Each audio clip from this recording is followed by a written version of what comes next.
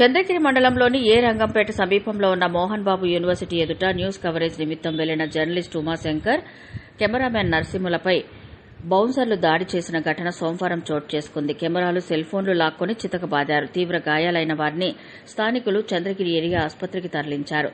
దీంతో జర్నలిస్టు సంఘాలు ఆందోళనకు సిద్దమయ్యాయి. రిపోర్టర్ అలాగే కెమెరామెన్పై దాడిని వీరు తీవ్రంగా ఖండించారు. దీనికి కారణమైన వారిని వెంటనే అరెస్టు చేయాలని, వారిపై క్రిమినల్ కేసులు నమోదు చేయాలని డిమాండ్ చేశారు. జరిగిన నష్టానికి నష్టపరిహారం చెల్లించి వారికి క్షమాపణ చెప్పాలని, లేదంటే జర్నలిస్టు సంఘాలందరితో కలిసి మోహన్ బాబు కాలేజీకి ముట్టడిస్తామని హెచ్చరించారు.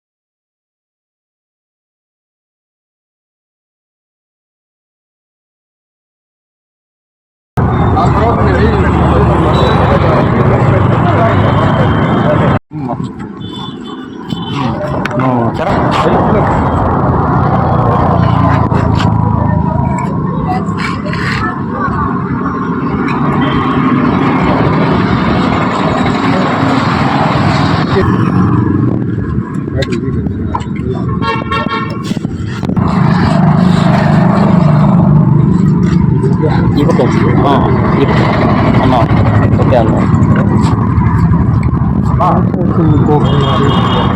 ఓకే బయటే కదా